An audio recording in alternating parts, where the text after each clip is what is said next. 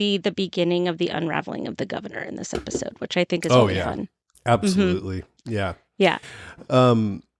I keep seeing, and maybe I'm just seeing what I want to see, but because you mentioned how now that we know Rick and Michonne get together and seeing them distrusting each other here, I think they don't trust each other, but I do think that there's still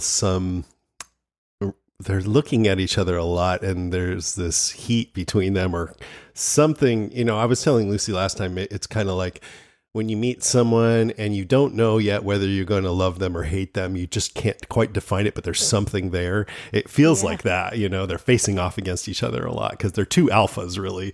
Maybe that's what it is. Yeah, they're two alphas, and they're two people that they both do their own thing. They're both rogues, Rick goes off on his own all the time without telling anybody. And then when he gets a taste of his own medicine in this episode, he's like super pissed off. Yeah, that's a good point. But I mean, they both just have such, in my opinion, powerful, good souls. They both make mistakes. I think Rick probably makes more mistakes than Michonne, but Michonne makes mistakes too. But if you could see someone's aura, they kind of have the same aura. And so they're both lawful chaotics. Yeah, exactly. And I think they both probably, there's at least a part of them that senses that in each other, whether they want to fully trust it or not yet. They're like, I kind of know you. Yeah. Maybe. And I don't know if I like what I know. Yeah, I'm not sure if I would want to meet myself. Yeah. All right. Well, let me read the plot summary and then we'll get into the episode. It's Walking Dead Season 3, Episode 8, Made to Suffer. This is right off Wikipedia this time. And it says, Tyrese, a burly survivor, leads his group into the backside of the prison and is rescued by Carl. Michonne guides Rick's party into Woodbury, where they trigger a shootout to rescue Glenn and Maggie. Unbeknownst to both sides, the conflict pits Merle and Andrea against Rick, Daryl, and Michonne. Oscar is killed and Daryl is captured. Michonne ditches Rick and confronts the governor in a violent brawl. She wounds his eye, kills Penny, and exposes his psychopathy to Andrea. As revenge for sparing Michonne, the governor pits Merle against Daryl in a cage fight. So we already kind of heard. Wild episode. Yeah, it was action-packed, thrilling, crazy. It was like a war zone. So what about you, Lucy? What did you think of it watching this one again? Oh, I loved coming back to this. I totally forgot that Tyrese turns up in the first 5 minutes of this episode. This was am I good to go into my first point? Because my first point is Tyrese. Oh, let me just say a couple more things before we get into our points, which is that I thought it was thrilling, iconic, kind of tragic in my opinion, which I will get into a little bit, but we're doing that thing where one of us is more prepped, me and Lucy, and the other just does color commentary. My turn for color commentary this week. So I have a couple points, but I did a lot less than normal. So, yeah, Lucy, go ahead. Yeah, Tyrese is here. And I think this for me is the appearance of Tyrese was so iconic because he's in the comics, and I'm going to talk a lot about the comics in this point. The image of Tyrese and his hammer was one of the kind of visual iconography elements of the whole Walking Dead. And what baffled me the first time I watched this, and I'm really excited to look at in a rewatch, is how different Tyrese is on screen from how he is on the page. So on the page, I had a quick dip into the Walking Dead wiki because I was I had to remind myself of a lot of the stuff that happens, but my key memory of Tyrese in the comics is that he's a very powerful, very kind of proactive person. There are violent moments with him. He's not a bad person by any point, by any measure, but he, in the words of the wiki, he fulfills the role of Rick's right-hand man, ally, and a good friend. He's a member of the prison committee. He is sexually involved with I think both Carol and Michonne. I might be wrong about that. Definitely Michonne, possibly Carol. I think that's right. He has a daughter in the comics, so Sasha doesn't exist. Alan and Donna do, but Sasha doesn't. So his daughter and her boyfriend enter into a suicide pact together. And Tyrese ends up killing his daughter's boyfriend, which Rick covers for him for. So there's a lot with Tyrese that's very kind of, I wouldn't say hot-headed, because I think in the context it makes sense what he does, but he's very, like I say, very proactive, very powerful. And now I think this is not to say that... Yeah, aggressive, that's a good word for it. He also, in the comics, gets the death that is given to Herschel in the show. So he and Michonne are a couple. He is killed by the governor. He's decapitated in front of the group. So Tyrese had a lot of kind of baggage when he appeared on the screen. And I thought it was really interesting because to me, this was the first part where things didn't quite map from the comic to the screen because of other things that were in play. So like Daryl is kind of Rick's right-hand man. Michonne has been introduced in a slightly different way and is also a slightly different character. So Tyrese comes on screen and he visually looks very like his character in the comic. Chad L. Coleman, I think, is amazing. But the Tyrese we see on the screen, I always think of as like a big, warm cat. Like, he's very...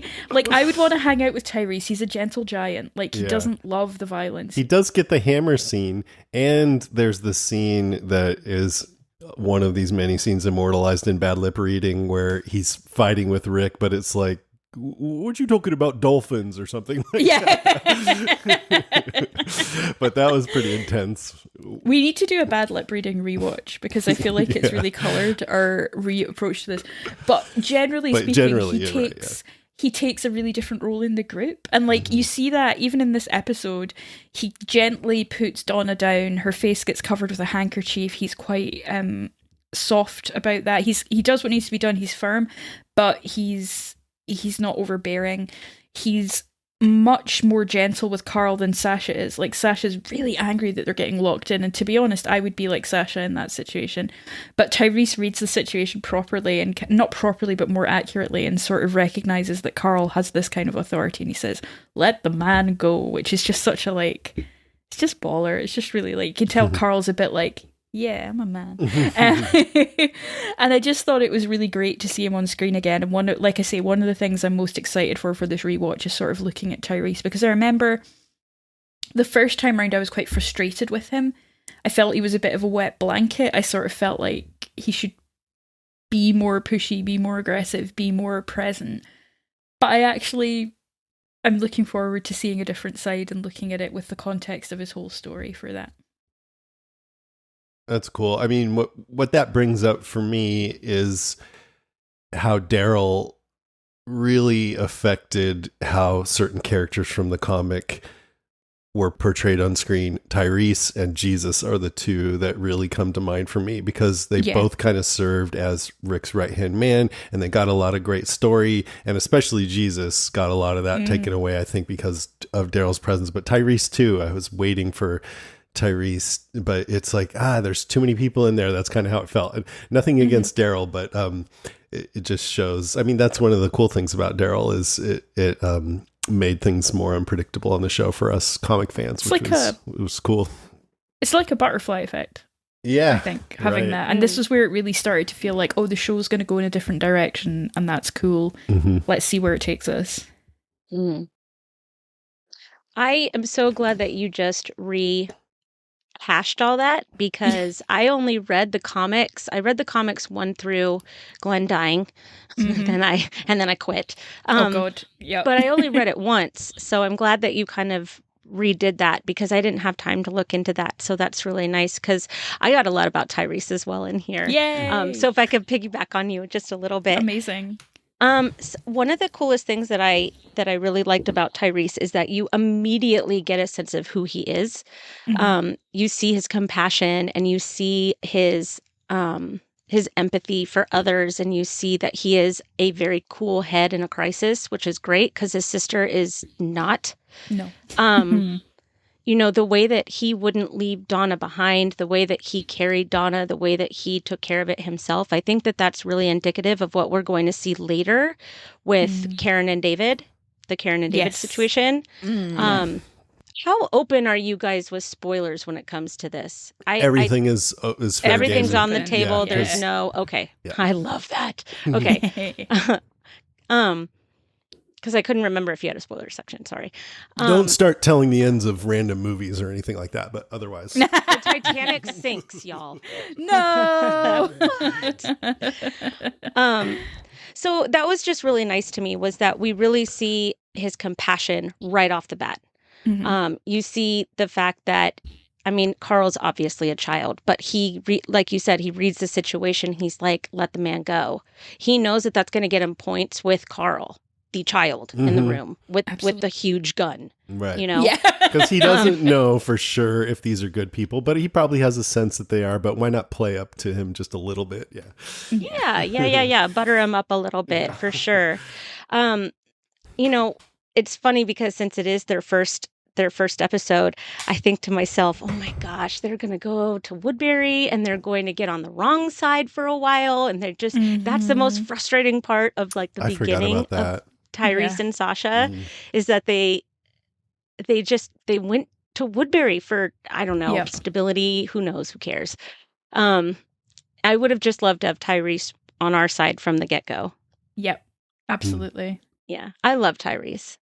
He's great. And Chad Coleman just seems he has a really funny role in Girls Five Eva. If anyone's watched that on Netflix, he has a very funny role of playing the lunch lord, which is a guy who just makes like catering size quantities of school lunches for everyone, and I just love him. He's very good at comedy. Very good. He was good in The Wire. He was really good in The Wire.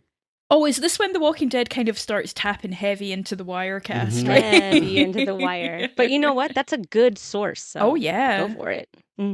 So I might as well mention, I have, there's new actors coming into the show here. I did a ton of panels with Chad Coleman. He was always a cool guy, a bit reserved behind the scenes, unless really quiet. We were partying, and then he was just super fun. Just have a drink or two, and then he changes into a whole different person. Don't we all? Yeah, right. Yeah. And one time, I've told this story a few times, but you brought up Karen and David. We did a live podcast after an airing of that episode. So the first time we saw when Rick banished Carol for having killed Karen and David.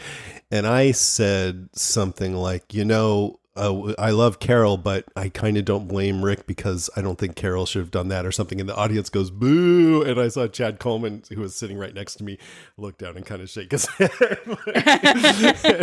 he was kind of trying to stand up for me too, I remember. And then I said, what if Glenn got sick and Carol killed Glenn instead? And they're like, that's different. But and then the other thing about him is I just had that experience of him being like, when we were on the podcast, we were all drinking and he was so fun and gregarious and everything. And then I asked him to do an interview and he came on to this podcast, episode 123. And I was expecting him to be like, yeah, what's up, buddy? And he was like, hello. I think maybe he was hungover or something. But he came around during the interview. It's 123, like I said, link in the show notes. Amazing. Yay. I remember being at Walker Stalker and he like waved at you, Jason. We were like having a conversation and he was like, oh, hey. And I was That's Tyrese just nice. Waved. Cool. You must be so cool, Jason. I was like, oh my God, Jason I think knows it's all more the like, people. I think I recognize you, maybe. Yeah. I like to just wave at everybody and pretend I know them. Yeah. We're best Makes friends. me feel cool. For sure. He won't leave me alone. God, that Greg Nicotero won't stop blowing my phone up. Yeah. Kristen, you want to do a new point? Yes. One of the things that I noticed right off the bat in this episode is Glenn has a black eye where his eyeball pops out later when he dies. Oh no. And I'm wondering if that's kind of a nod to the comics, because maybe they didn't know if they were going to have Glenn's death be Glenn's death, Yeah. But it was his right eye. I don't remember when number 100 come out. Do you? Since that was the last one you read, do you remember where the series was at that point? Issue 100 is Glenn's death. Yeah, but what I'm saying is when that came out, so they knew that's how he was going to die in the comic. No. Where it was in the series. It came out 11th of July 2012. So it was before this. Yeah. Mm-hmm. Because season 3 came out very, 2013. very near. It was only a couple months before, but yeah, the two existed. So Oh, yeah, okay. maybe So it they was a were nod to it. Yeah. okay. Mhm. Mhm. So I really enjoyed that. I enjoyed seeing Glenn kind of get savage with a walker. Yes. I just thought that that was really great. Like he is so intent on protecting Maggie that he is going to what do you call that? He's going to maim a body, and he's Mhm. just going Yup. to like get the bone and whatever. And then you see Maggie later, that's her first human kill. Yeah. Oh. Kristen, I was like, holy shit, Glenn famously doesn't kill anyone until season 6, but Maggie, Right. But right when in he the But he does, video. he gives the really goes tool for to it. Maggie. Yeah, he does. But he gives the weapon to Maggie to use, and she ends up, killing whatever his Mhm. name was. I can't remember. I don't Some dude. remember. Guy who dies by neck wound. But Yeah. I was thinking when he started doing that, if it wasn't a TV show and you didn't need to stage scenes for drama, you might want to tell her what you're doing. Maybe a little bit. Yeah. I did have to watch it with the sound turned down. I'm like, it wasn't so bad without the noises. I was like, oh. Yeah, the noises really, really help with the disgustingness of that moment. But just knowing that Stephen Yeun is this Academy Award winning actor, and we're just so lucky that we got to have him in this Yep. role and what he got to do with this role. And this is just such a wonderful episode. I think we really see how much Maggie and Glenn truly love each other. I mean, in this episode, they are with no, with Rick not coming, they're going to die, right? The bag Yeah. is being put over their heads. The last thing they say to each other is, I love you. They're holding hands. They Yeah. are going down together. It's like a kamikaze mission almost, right? Yeah, and you see that they're totally devoted to one another. And then when you see that Glenn is about to die by Merle's sword hand, Maggie is just like, get away from him. Like she just has this deep villain rise out of her, Yep. So I really, really enjoy seeing Maggie and Glenn at their best and at their closest, because to me, this is the highest Walking Dead for me. When Maggie and Glenn are together, when this gang is together, season 3, season 4, this is my Walking Dead. This is what I love so much. And seeing Maggie and Glenn together just warms my heart all the time. Mm-hmm. Yeah. It's so good. Yeah, and he's like really, someone said, maybe it was you, Lucy, last week about him sort of coming into his manhood. Yeah. And it really felt like that in this episode too. He just looked like such a badass. Yeah. Yeah, because he's always been kind of scrappy. Mm-hmm. Oh, yeah. And now he's a man. I totally agree. And Merle doesn't realize, I don't think. I think Merle's like, oh, did you do my job? And I'm like, no, he's going to fuck you up. Like, oh, I love it. I'm going to piggyback. I loved that as well. Kristen, I thought it was so powerful, the two of them together. And Maggie's line about all this time running from walkers, you forget what people do and what they've always done. And it's just, they both come out fighting. And I love it. They nearly win. And in a way they do win, because the gunfire is what draws Rick to them. So, although they don't win that hand-on-hand combat, it's actually a good thing that they did that, because that's how they're located. Right. But the bag's over their heads. And when they're saying, just keep looking at me again, it reminded me of Glenn's horrible death. Oh, God, I can't. So many call forwards. Yeah. So, That's Definitely. one of the things about the rewatch is you get sad seeing these characters because you know how most of them are going to die, and Glenn's one of the worst because it's so awful. Glenn's is the worst. Yeah. It's the That's why worst. Negan sucks forever. Thank you. Kristen, you can You're come welcome. back. Anytime. Our that on repeat questions for you. Our questions are like, how many Negans do you hate and why? And then we're like, we just talk about it. All of them. Yeah.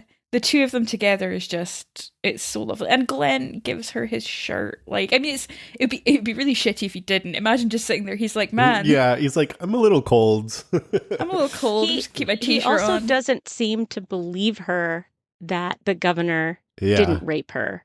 Yeah. That's a recurring asks her thing. more He than really, once. Mm-hmm. really doesn't believe that didn't happen. Yeah, and what do you think's going on there psychologically with him?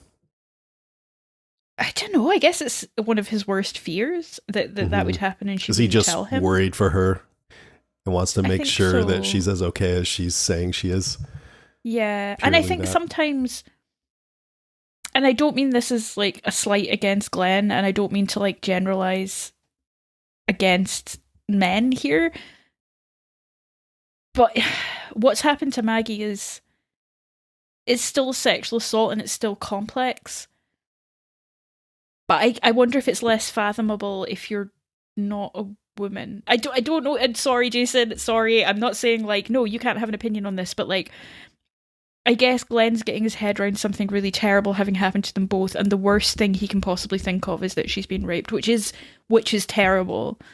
But what's happened to Maggie is very upsetting. But it's not that. But it's still really upsetting. And I don't know. I wonder if he's like she's so. Something has changed in her because of what has happened to her. And I guess his fear is that she's cutting that or hiding that away from him. Like he wants to be there for her, but that she wouldn't tell. Because often people don't. But I do think there's maybe something there about like, if you wrote it down on paper, what happened to Maggie, if you just said it really bluntly, like, he asked me to take my shirt off, I did. Then he was behind me and then he wasn't. Like, it can sound not that, but it was bad. It was really horrible. Like, I don't think I'm expressing myself very well here. Yeah, I'm not exactly sure what you're saying. Yeah, I think you're, if you don't mind, I think you're doing okay here. I think a lot of what Glenn feels here, and of course this is conjecture, right? But I feel like a lot of maybe how he feels is that he wasn't there. He wasn't there, but he was there. He has no idea what happened beyond that wall, and he was helpless. Yeah. And he probably had every picture in his mind happening all at the same time. What is this man doing to the woman that I love, right? They're not married yet, right? They didn't have their little zombie wedding ceremony yet. And so, you know, when he sees her, he's my guess is that he has made himself crazy on the other side of that wall, and he has decided what the governor has done. And so when he comes over and she's telling him, no, that didn't happen, whether it happened or not, he can't believe that because he's decided that it happened. Well, especially when she came in with no shirt on, then maybe he decided right then, That's evidence. Yeah. But yeah, I guess because I'm sort of, this is all sort of forming in my brain right now what I'm getting at, but thinking about it more, I think it's kind of like what we've talked about, Rick feeling possessive, you know, and Glenn, I wonder if part of that is more about his own self, like feeling like he would be more of a failure if that happened, you know, and so I think it's maybe all of it wrapped up in one, like it's care for her, probably first and foremost. He wouldn't want that to happen to her. He wanted to make sure it didn't happen for her own sake. But also if it did, then he would feel like even more like, fuck, I couldn't do anything about it. You know what I mean? I mean, I think, Lucy, what you were talking about earlier, maybe, and if I'm wrong, totally tell me I'm wrong. But when you say that it's not fathomable to Glenn, it's like the fear of what could happen is just kind of rooted inside of us, inside of our woman wired brains. There's a, like, we're kind of grown up with women around us that tell us, you know, like, don't do this, don't do that, walk like this, walk like that, you know, everything like that. So for us, you know, yes, it was sexual assault. Did he rape me? No. I can get by this. I can get through this. I can compartmentalize this. That's not something that I think Glenn would be able to do. That's not something that if I said, no, he, you know, touched my boobs and he stuck his penis in me, you know, like, no, there's not that. Their relationship, I think, would be over because Glenn would never be able to separate that again. And I think as women, we're able to separate these micro sexual aggressions that happen to us along our life that we make allowances for. And then when something big happens, we're able to brush it under the rug. Yeah. We're not supposed to be able to do that, but we're able to do that. And I think that's different for men, especially when somebody that they really care about and they really love, when it's affected by them, personally, oh, this happened to the woman I love. Hold on. Let's talk about this. You know, and the woman's like, no, listen, I'm fine. Nothing actually happened. You know, like, let's move on. You're almost dead, Glenn. You can't walk. Yeah, Let's exactly. take care of you. So I don't know if that makes any sense. No, I think you're right. And I think you see in the next couple of episodes, there's a bit of back and forth with Maggie, almost like it happened to her, not to Glenn. Like, if that makes sense, there's a bit, because, like, he says something to Rick about, like, I can't remember what he says, but, like, he says something like, what he did to Maggie, like, and it sounds like Maggie's been raped, and Maggie's just like, I think she's trying to, like, push the car out of the mud, and she's just like, can we not? And I'm like, yeah, like, I'm kind of with Maggie on this one. She's just like, can you just, like, I need to just do my own thing. And I think ultimately, yeah, the reason he keeps asking is because he can't believe that it didn't. Not because he doesn't believe Maggie, but because it's almost like the equivalent of what happened to him in his mind. Like, you know, I don't know. Not he's not like, oh, this is as bad as if I was sexually assaulted. But for him, he's like, you know, something really bad and traumatic has happened to me. It must have been that for her as well, which it was, but not in the way he was anticipating. I gotta admit, I am totally lost by this conversation. And maybe you guys are like, yeah, that's our point. But I don't really understand what you're talking about. Jason's I don't like, get the core of it. What happened? I want to understand, but I don't know if we should just talk. Yeah, I mean, it's a big subject. Yeah, it's a very big subject, and it's not really for a podcast. I mean, I do understand the thing about how women are looked at lasciviously all the time, you know, little comments, touches, you know, assaults, like that you guys have to deal with that constantly. And if us men don't take a little moment to realize that, then it might just escape most of us, that we don't even know that that's going on. So I feel like that's a part of what you're talking about. But other than that, I don't really understand. I'm sorry. You know, it's just, no, that's okay. And it's good that you don't understand that. I mean, to me, it's good because it means that you haven't been touched by it, I think, in your life. But this is something that definitely affects Maggie and Glenn in the coming weeks.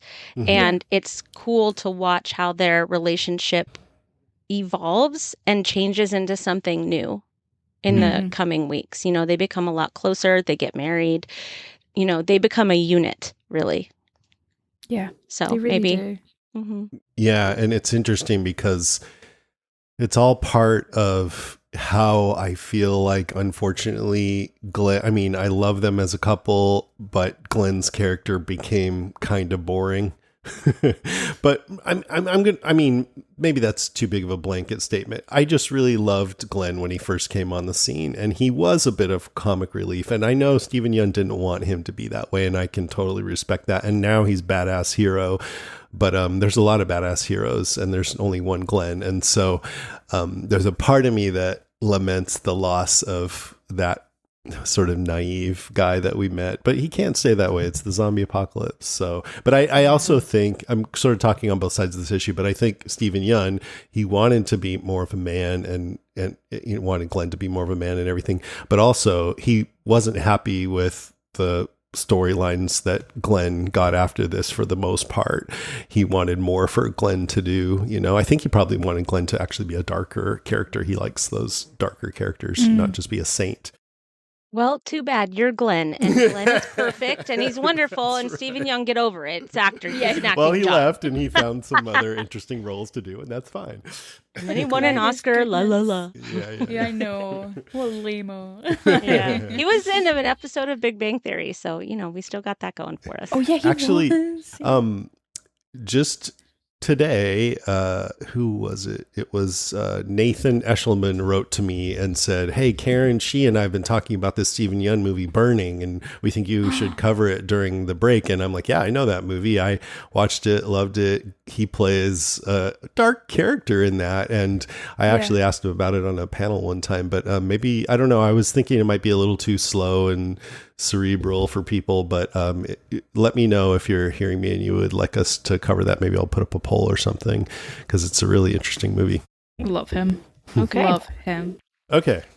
All right. So we've been tracking the point at which Andrea becomes unsympathetic in this arc, like, because up till now we've both been like, do you know what? she's not wrong from where she's sitting.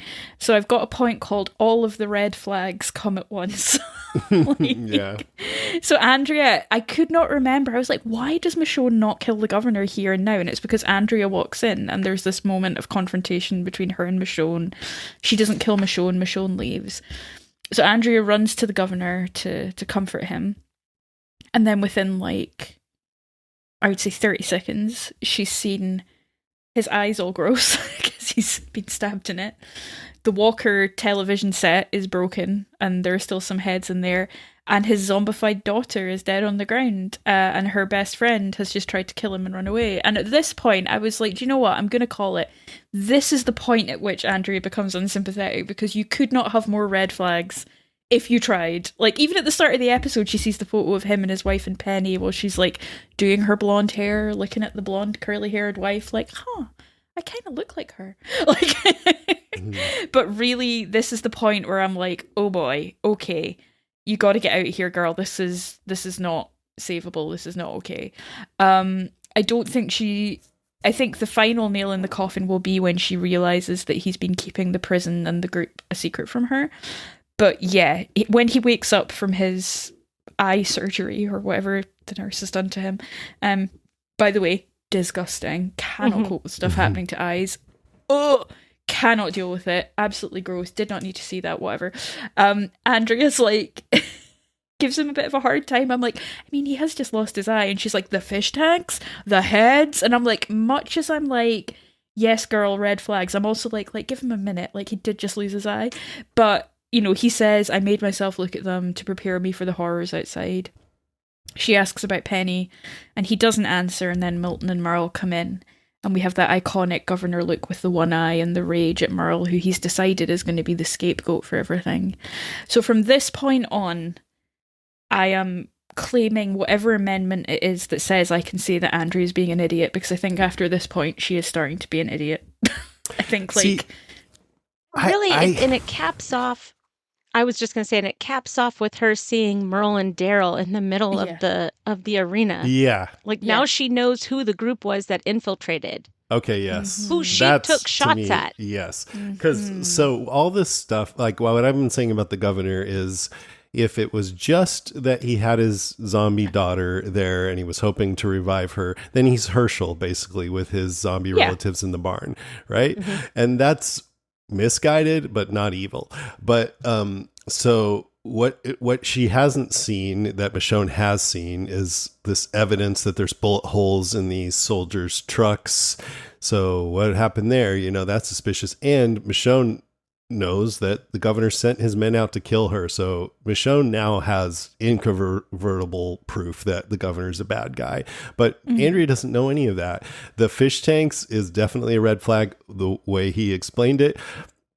I could see excusing that. Maybe I'm a red flag excuser, but then the zombie daughter, like I said, it's not great, but it's like Herschel with the barn. So then there's Michonne there, and her thing with Michonne is Michonne has been just paranoid about him, and now I could see her thinking, now she just broke in here to kill him. Like, God, Michonne, you know, that's my boyfriend. What are you doing? And maybe I didn't know you as well as I thought I would. But then, Kristen, when you mentioned like Daryl and knowing that's the group, okay, yes. After this, if Andrea, like I can't remember, but you would think Andrea would be like, I got to get the fuck out of here after this. Well, I think she starts to want to play a double agent.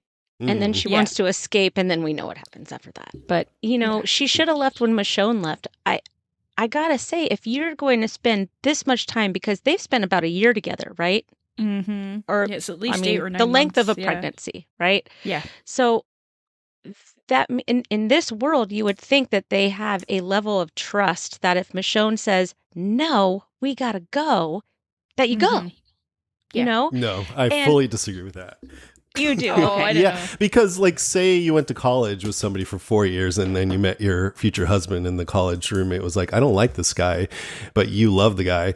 then you're sort of like, or I should say future wife, since I should put myself in the situation, then I'd be like, I'm done with the college stuff and I met this woman and I'm going to marry her. What don't you like about her? You know, I mean, she should have talked to her more about the specifics. And that's what I always argue. Michonne was gathering all this evidence. Why didn't she when present they were it? in that room? She didn't say anything about the bullet holes. Night, oh, well. She said, he doesn't let anyone leave. Haven't you noticed? And so then Andrew's like, well, let's go test it out. They go to the gate and they open the gate. Go ahead, leave. So from Andrew's point of view, Michonne's, what she didn't know is that they then chased after Michonne and tried to kill her. But they hide that from Andrea. I think Andrea could do with asking more questions and Michonne could do with giving more answers. Yeah. I think it's a two-way street. Yes. Andrea doesn't was want very to communicative. see it. Yeah. Yeah. Yeah. That's very well exactly. done. Michonne could be a bit more. I don't know, because honestly, I mean, I understand what you're saying with the 4 years of college and then you meet somebody that's your future husband or whatever. And I understand that circumstance, but I mean, Michonne wouldn't even leave Andrea when she was like really sick. Yeah. You know? And so that kind of a bond and that kind of trust with one another, I understand that they've been out there for a while and finally she has a boyfriend in this warm bed, you know, like Michonne likes to say, which is one of my all-time favorite Michonne lines. Yeah. And she just is like, nah, you know what? I'm going to stay here. I mean, you're in a world of monsters and you know this, you're with this woman and you fucking you can't sleep. You're always fighting for your life. And who knows if Michonne and Andrea met people along the way, but let's say for the sake of argument, they didn't. So all Andrea knows is Michonne when they're out fighting together, and then they do meet people and it's fucking paradise. Okay. And then Michonne's like, I don't like this. And it's like, oh, this is how you're like when we finally find a place. Like you're more comfortable out there with your sword. But we've been looking for a place like this. Like this is what I want, you know? That's kind of the way I see it. You know what? I'm so glad that you put it that way because I see that perspective, that what you're talking about now. Like she's feral, Andrea. What? Andrea, I mean, we get our introduction to Andrea's, I like this dolphin necklace. Should I steal it? Is it stealing? You know? And the first time Michonne's like, hey, meet my pets. Right. And the first time we see Michonne, she's like, kill. Right. But I mean, it's hard to argue too hard because we know that Michonne is totally right and Andrea is totally wrong. So, but I'm just trying to get into their heads, you know, about where they're Don't get into Andrea's head. It's scary. Yeah. There's some stuff there. But I would say that this episode represents the Andrea turning point of after this it's like yeah. But if it's true that from here out she is like, okay, I don't like this place anymore, let's figure out how to extricate myself, then there's something to that. I can't remember. Well, she does what say I believe in her final episode, doesn't she say something like, I thought I could save everyone? Or something. Like she does kind of see herself as like someone who could fix it all. A martyr. How wrong she was. Yeah. Yeah. All right, where are we? Gosh, Andrea's death. Kristen? Yeah, I mean, just to add on to Andrea just for a minute, just a second, I do see that Andrea is very taken with the governor calling her someone with authority. I don't know if you saw that when she's like, I have experience, I have a gun, let's go shoot everybody, you know? And he's like, yeah, I need somebody with authority, somebody who they know has authority. And it's like, she's been here for what, a week? Yeah. Maybe. Right. And she has authority. She's the boss now, you know? And I think that that's something that Andrea is constantly looking for. Okay. You know, she thought she had that with Shane. Well, she didn't. Shane was crazy. Now she thinks that she has that with the governor. Well, it turns out governor's crazy. There's a pattern here. Yeah, her chooser button is broken. That's what we like to say in my family. Love that. So it's definitely, the governor knows how to keep her pulled into him. You know, I think that that's what he does. Sees that she wants validation. Yeah. She wants authority. He does it with Merle too. Charge. Yes. Yeah. Merle wants to kill people. He wants to be, you know, the big tough guy, and he puts him in the tough guy role.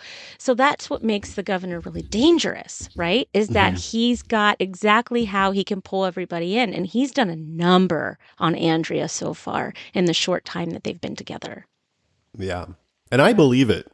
I believe people can do that. Because I've experienced falling for someone and realizing, oh shit, that person is not like I thought, and they figured out what I wanted to hear and started telling me it, and got their hooks in, and it hurt, you know. But it was I found myself just sort of waking up, like, oh my God, what have I been doing here? How much time have I wasted? Yeah. I do think that there's a big theme in this episode of just secrets, just overall. I mean, when you look at Maggie and Glenn, you get the feeling, or Glenn gets the feeling, that Maggie's keeping a secret from him. With Andrea, I feel like the governor is trying to keep Andrea, by keeping Andrea in the dark. I feel like he's making these rash decisions because he's trying to keep Andrea with him for some reason. So I think that this is why we start to see him devolve a little bit. Yeah. I'm not sure, but I just feel like we have all these secrets everywhere, and they're, the governor has his secret room and his secret heads and his secret zombie daughter. Merle's got a secret that he didn't kill Michonne after all. There's just this vein through the whole episode that I feel like everybody's made to suffer, right? Because of the secrets that they're keeping. Yeah, I agree. I mean, I'm going to do a point now. Is that okay with you guys? Please. About the governor. Because my thing with the governor is, if he had openly said, look, I have my zombie daughter here, I want to explore whether it's possible to bring these zombies back. Well, that's crazy, dude. I don't care. I just want to try. Okay. Are you with me or not? We have the city. We're going to try. Maybe they could have tried, and everybody was on the same page. But instead, he keeps everything inside, his whole true motives, his true emotions. He has this mask that he wears for everyone. And I think that is the reason why he's a bad guy. It's not Penny, it's that. But just trying to look at the part of him that lost his daughter and thinks that he can maybe save her. And when he's there looking into her eyes and trying to get her to look at him, and then look at me, gets frustrated because he's really just wanting to see the same thing Milton was wanting to see with that zombie last week, some sign of humanity still there, and it's his daughter. And I was imagining, I know this is bleak, but myself looking at one of my zombie sons, it would be so sad. And then Michonne comes in and she finds Penny and takes the mask off and is about to kill her, and the governor's in, and he just turns into any father. He's so vulnerable. If you're in a room and an intruder comes in and has a weapon at your child's throat or whatever, that's who he was in that moment. Please don't do that. Don't hurt my little girl, he said. And then she stabbed him through the head. And I think, from that moment on, his whole purpose up to this point was to create this ideal world and bring his daughter back into it. Michonne cut that off. I mean, in his mind, she just came in and killed his daughter. He says, she killed my baby. She killed her. And then he's crying, and everything. And it's very, very, with his eye all gross. Yeah. That just to add to it, like stabbed his eye out, and his whole world is rocked. And so from this point on, his purpose is different. I think that he has the speech at the end with his people. He says terrorist attack, that's what leaders do. They frame things in a way to get the people on the right side of the conflict, calling them terrorists, and has Merle fight Daryl and everything. He's getting them riled up because his new purpose, I think, is just revenge on Michonne mostly, and all of Rick's people. He doesn't have his daughter to protect anymore. So that's the only reason probably to keep Woodbury going and on his side, is because he can use them to try to get this revenge that is now his whole purpose. And, so I feel there's a part of me that feels sympathetic with him as a father who thinks and feels like he lost his child, even though he lost her a long time ago, whenever she became a zombie. But that said, the way he went about it makes him an evil person who needs to face the consequences of his actions, killing innocent people and lying and trapping people and all that. Can't have that. Governor's such an interesting character. Yeah. He's really, really, really cool. He's not one note like some of the other bads that we've seen over the course of this show, and he's played brilliantly. But I really found myself surprised again that I was feeling some kind of emotion for the governor when Penny was quote unquote killed, you know? Yeah. Because like you, Jason, I did the same thing. I imagined my daughter right there. And I was like, yeah, you know what? I'm crazy enough that I'd probably do the same thing. Right. Yeah, maybe so. You know? And I think I thought of Michonne as being sort of like Shane in that moment, you know, when Shane opens the barn doors and wants to kill all the zombie relatives, and she's like, they're monsters. The difference is that I think we see an unspoken backstory of Michonne in the way that she sees Penny for the first time. You see that she is immediately motherly, immediately gentle. She releases the chain on the collar first. She tries to calm her. You know, like those are very mothering instincts. I mean, she has that because she thinks it's a human. And I think Shane has fatherly instincts with Carl, you know, to some extent. I'm not saying they're the same person, but it's just an interesting parallel of the story. You know, I mean, also the difference is that Michonne knows that the governor is a fucking bastard who tried to kill her. Right, exactly. Well, I'm going to swing in with a hot take, which is rewatching this episode, so one of the most iconic things from the comics up to this point is Michonne and the governor's confrontation, which comes from a completely different place in the comics because it's all about him having put her through this sadistic, repeated assault over a period of days.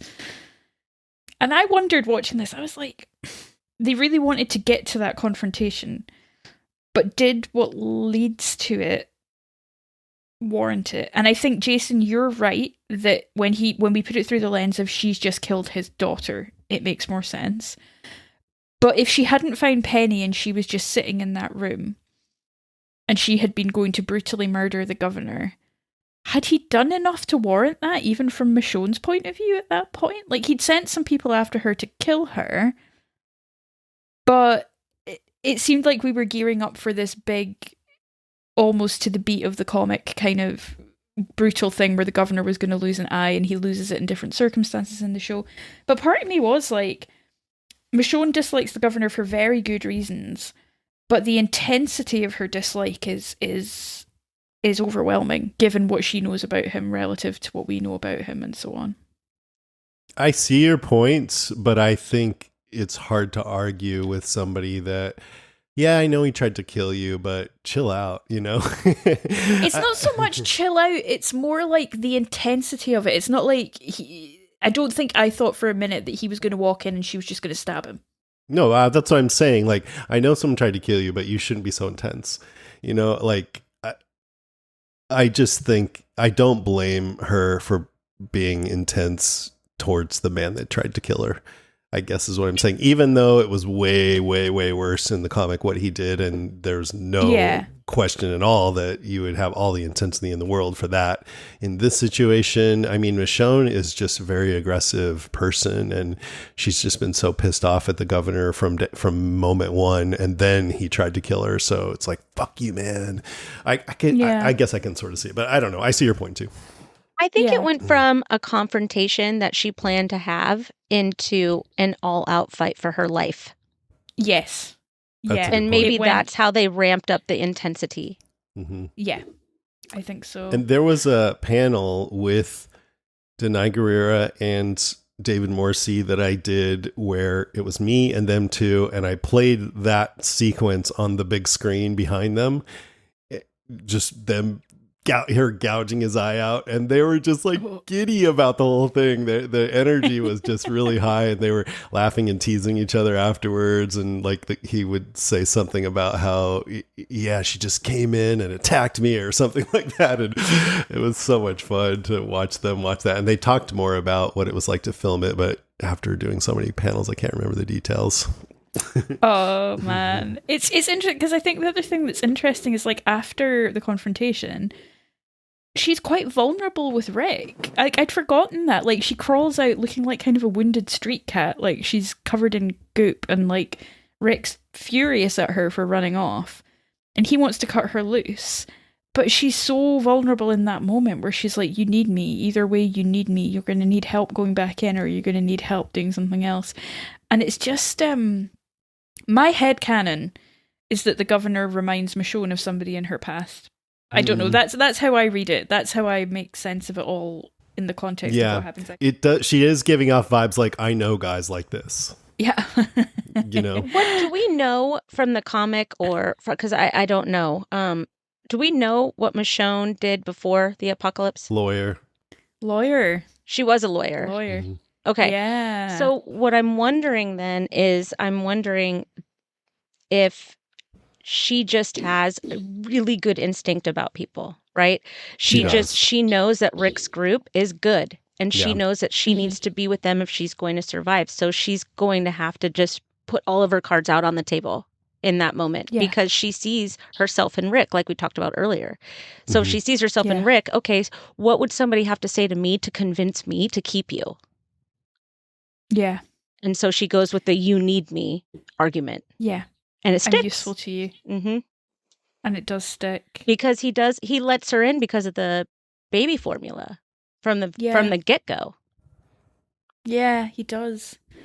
He does. It was so fascinating to me that she takes that vulnerability there. Me too. After having been through that, it just read to me like somebody who's been through something cathartic but also upsetting. And I think what you said, Kristen, about those maternal instincts kicking in, she must be thinking about her son, and she must be thinking about that loss in that moment. And she does, I don't know, it just really moved me. I think Denai Guerrera, I think one of the things that makes The Governor so great is David Morrissey's performance and Denai Guerrera's performance. Like, they're both such good actors that in those scenes of the two of them together, and the ferocity that they both bring, it just makes it so layered. It's just really cool.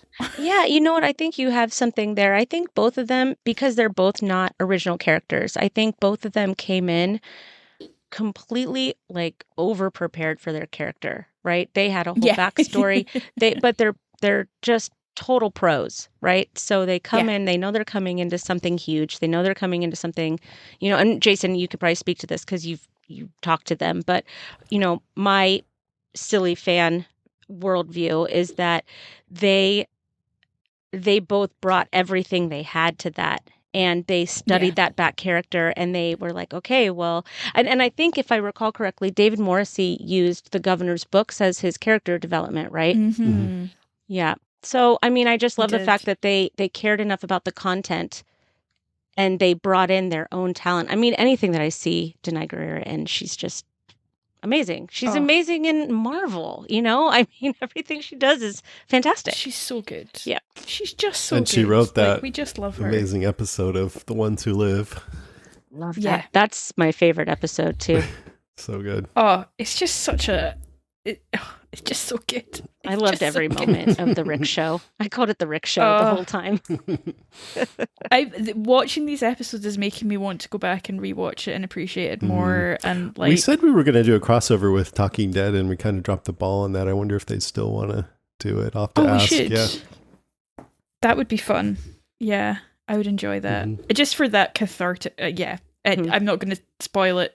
Well, we're kind of open to spoilers, but it was just such a good payoff. Yeah.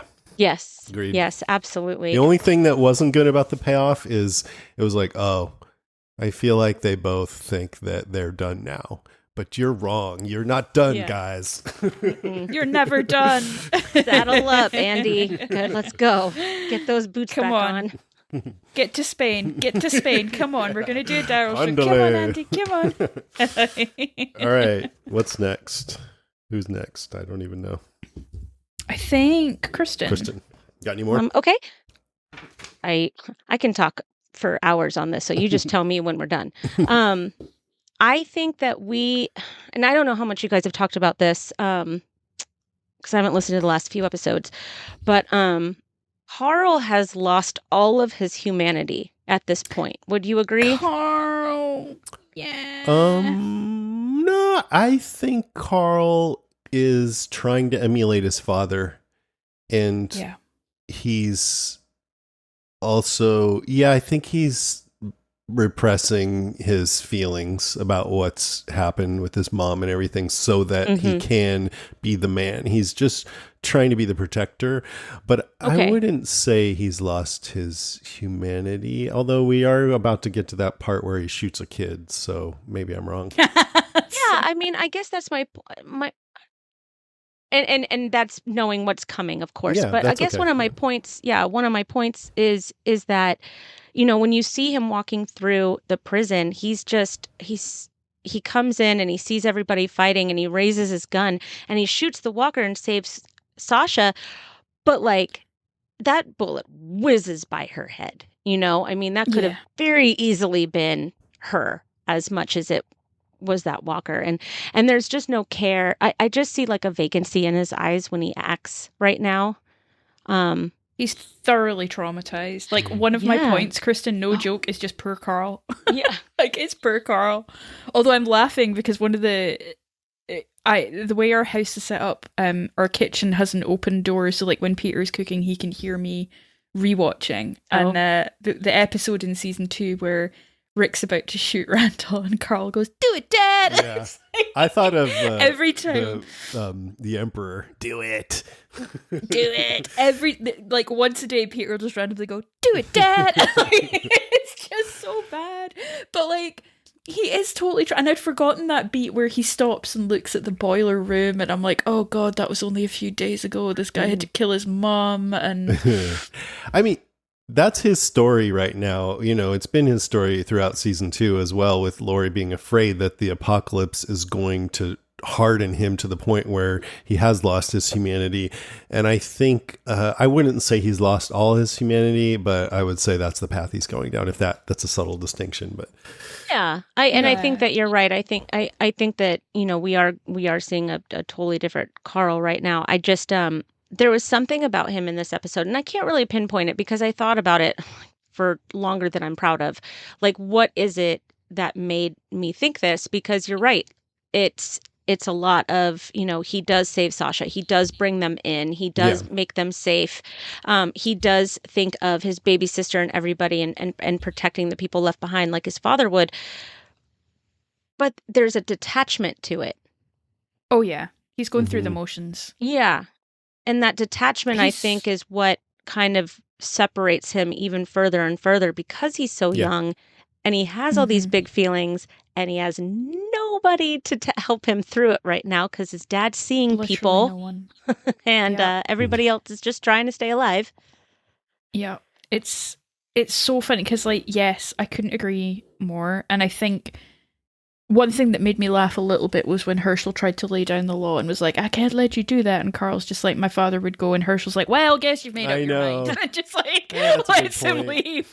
He's like, "Nah, okay, no arguments from me." Like, okay, fair enough. But I think Carl is not allowing himself hope anymore. I think his hope is gone. I think he's depressed. I think he's playing depression incredibly well for a kid. This kind of hollow, you cannot find anything good to hope for. So as soon as his dad leaves, he's telling himself his dad's dead because it's easier than...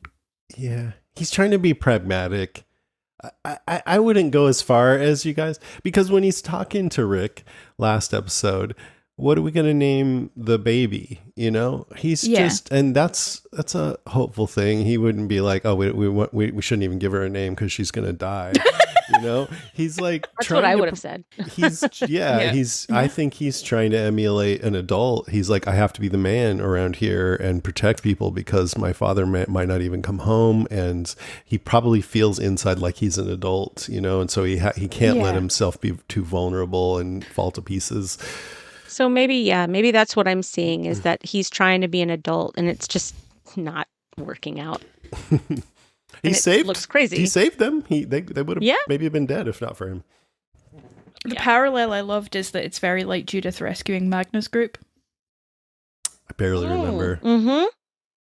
Yeah, when she's like, "I'm Judith Grimes," although she does it with a bit more pizzazz because it's Judith. Yeah. She's a bit extra, but I like that. I like that kind of parallel there. But all of Judith's people lived. I just want to say that. Yeah, I know. Judith's like, mine tend to live. She's so good in If. Oh, I haven't seen it. Oh, I need to see If. Oh, I please can't, see it. like, I feel like it will break my little heart into loads of tiny pieces and I won't recover because I'm just like, oh, but I really want to see it. I really want to see it. It will give you feelings. You'll love it. Oh. You'll love it. It's Ryan Reynolds and Kaylee Fleming, you know? Like, I cry every time I see Kaylee Fleming anyway, so I'm like, oh, seeing in a film with emotions, You know, oh my god. every time I've done panels with her, she's a little monster. No, I'm just kidding. She's a real shit. She comes Diva. out high as a kite. Yeah. She's like throwing up everywhere, shooting up drugs. I'm like, whoa, She Kaylee, won't speak to calm me down. backstage. I have to go through her manager. Can't look So- at her in the eye. Yeah. She's fired several staffers. I have to call her Norman Miss Reedus is Fleming. scared of her. Dog refused to work with her anymore. Like, oh my goodness. Well, I had poor Glenn, poor Glenn forever, but poor Carl is one of my points as well. Yeah. Yeah, Okay. I love Carl. Me too. Yeah. Yep. That's one of the ways I pretty firmly landed on the opinion that this series shit the bed is when they decided to kill Carl off because of behind the scenes contract disputes. Because of Carl's I feel like dad. Andrew. Yeah. Yeah. Not I feel like Andrew Lincoln. had the same. Not, Yeah. not Carl's perfect dad. His other Not his dad. zombie dad. Right. His other dad. Weird I feel dad. like Andrew Lincoln fully agrees with you, Jason, though. I feel Yeah. like he also. He's like, Yeah, I'm not really left. interested anymore. Yeah, I feel like. Anyway. what else? I had one flippant point and one like longer point. My flippant point is, oh, Axel, this scene did not age well. I don't think it Don't was. think it was good at the time either. Yeah. But we've got Axel being a bit predatory with Beth. Emily Kinney's character Beth, which never was good. And then this scene with Carol saying you're a lesbian. It I was was like, so oh funny. boy, here we go. I did love how she shut him down though. This is interesting. No, it's not. Yeah. It's not. They do end up flirting around though after that. He's persistent. Yeah, but seeing where Carol Quirky ends guys. up, I'm like, girl, you can do so much better. You're gonna marry Ezekiel. I know how much better you're about to do. Like, cool your jets. Yeah. You'll be fine. I'm like, you'll be fine. Don't cry too much over this guy. He weird. Like- Yeah. Kari Payton's coming. Oh. I did enjoy Carl being a little bit protective of Beth as well, sort of glaring at Axel when he left the room. Like, I He was got like, yeah, quite physically right. closer too. Did you notice that? He started know- walking. Yes. What I admire, He was and like, maybe I "Okay." shouldn't even say this at all, but that he said, you're 17? Interesting. It is like creepy. Get the fuck away. You shouldn't be allowed to be anywhere near her after saying that. But then he said to Carol, look, I haven't seen